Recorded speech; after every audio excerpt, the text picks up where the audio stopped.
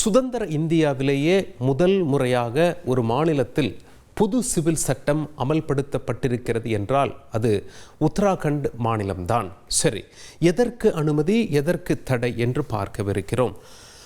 நம் அனைவருக்கும் தெரியும், அதாவது இந்தியாவில் சட்டம் இருவகைப்படும். ஒன்று கிரிமினல், ஒன்று சிவில். கிரிமினல் சட்டம் எல்லோருக்கும் சமம் என்பது நமக்கு தெரியும். சிவில் சட்டத்தை பொறுத்தவரை ஒவ்வொரு சாரர், ஒவ்வொரு மதத்தினர் அவங்களுடைய வழிமுறைகளை பின்பற்றி நடந்து கொள்வார்கள். ஆனால் இந்தியாவில் முதல் முறையாக பாஜக ஆளும் மாநிலமான உத்தராகண்டில் பொது சிவில் சட்டம் இன்று அமல்படுத்தப்பட்டுள்ளது. ஏற்கனவே அவங்களுடைய சட்டமன்றத்தில் சென்ற ஆண்டு இது நிறைவேற்றப்பட்டது குறிப்பிடத்தக்கது. சரி, எதற்கு அனுமதி, எதற்கு தடை? ஏன் இதை நாம் முதல் முறையாக சொல்கிறோம்? கோவா என்ற மாநிலத்தில் ஏற்கனவே பொது சிவில் சட்டம் இருக்குது அப்படின்னு சொல்லி நீங்கள் கேட்டிங்கன்னா, அது போர்ச்சுகீசியர்களின் ஆட்சி காலத்தில் இருக்கும்போதே அங்கே பொது சிவில் சட்டம் அமல்படுத்தப்பட்டது. சுதந்திர இந்தியாவில் முதல் மாநிலம் என்றால் அது உத்தராகண்ட் தான்.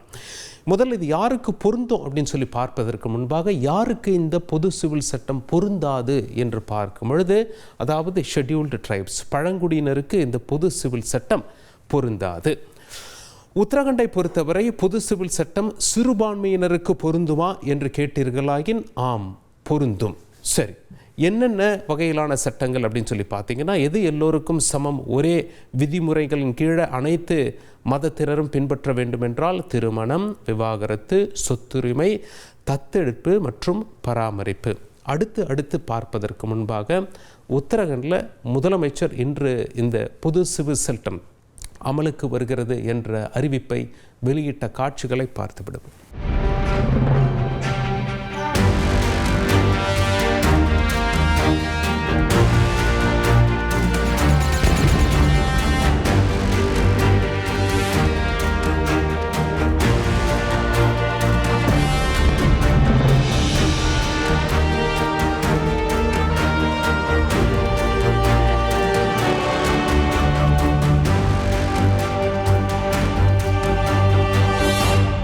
பொது சிவில் சட்டம் உத்தராகண்டில் அமலில் இருப்பதால் எதற்கு தடை என்று முதலில் பார்த்து விடுவோம். அதாவது பலதார திருமணம், பாலிகாமி என்று அழைப்பார்கள். ஒரு மனைவி இருக்கும் பொழுதே இன்னொருவரை மனைவியாக ஏற்பது, இது தடை செய்யப்பட்டுள்ளது.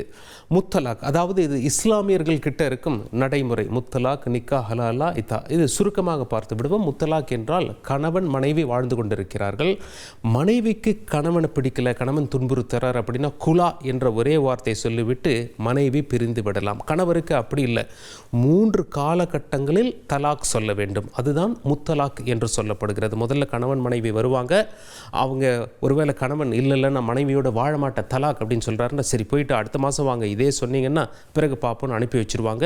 1 மாதத்தில் அந்த மனப்புண் ஆறினால், அந்த காயம் ஆறினால், அந்த வடு மறைந்தால் மீண்டும் நாங்கள் சேர்ந்து வாழறோம்னு சொல்லுவாரா அப்படின்னு சொல்லி தெரிஞ்சு அதற்காக அனுப்பி வைத்து விடுவார்கள். ஆனால் 1 மாதம் பொறுத்து மீண்டும் அவர் தலாக் என்று சொன்னார். சரி, மறுபடியும் 2 மாதம் பொறுத்து வாங்குவாங்க.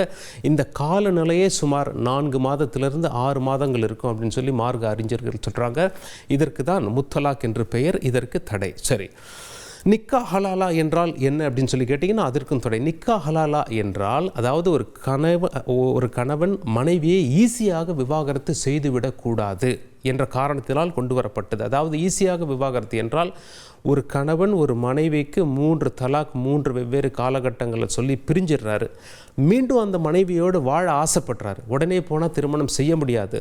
அந்த மனைவி ஏற்கனவே அதாவது விவாகரத்து செய்யப்பட்டிருக்கிறார், வேறொரு கணவனை மணந்து அவர்களுக்குள் விவாகரத்து ஏற்பட்டால் அல்லது கணவன் மறைந்து விட்டால் தான் அந்த மனைவி மீண்டும் இந்த கணவனோடு திருமணம் செய்து கொள்ள முடியும். இது நிக்கா ஹலாலா என்று பெயர். கடைசியாக இத்தா, அதாவது ஒரு பெண்ணினுடைய அவருடைய கணவர் பிரிந்து விட்டாலோ அல்லது மறைந்து விட்டாலோ அந்த பெண் ஒரு குறிப்பிட்ட மாதம் வரை காத்திருக்க வேண்டும் மறுமணம் செய்வதற்கு முன்பாக. காரணம் என்னென்னா, ஏற்கனவே நடந்த திருமணத்தில் குழந்தை உண்டாகியிருந்தால் அந்த 4 மாத காலம் 10 நாட்களில் தெரிந்துவிடும், கர்ப்பம் தெரிந்துவிடும். அதனால் அவர் குழந்தை பிறக்கும் வரை அந்த இத்தாவில், அதாவது மறுமணம் செய்யாமல் இருக்க வேண்டும் என்பது இஸ்லாமியர்களுடைய வழக்கம். அதற்கும் தடை செய்யப்பட்டதாக செய்திகள் வெளியாகி கொண்டிருக்கின்றன.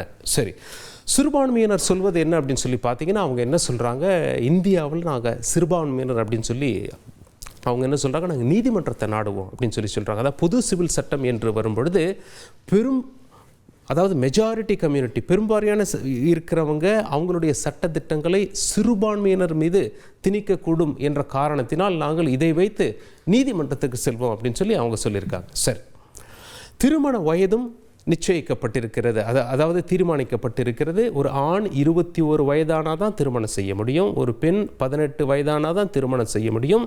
திருமண பதிவு கட்டாயம் என்று பொது சிவில் சட்டத்தில் சொல்லப்பட்டிருக்கிறது. அது மட்டும் இல்லை, திருமணம் இல்லாமல் லிவ்இன்ல இருப்பாங்க, அதாவது திருமணம் ஆகாமலேயே தம்பதிகள் போல் வாழ்ந்து வருவார்கள், அதற்கு பெயர் லிவ் இன் ரிலேஷன்ஷிப்.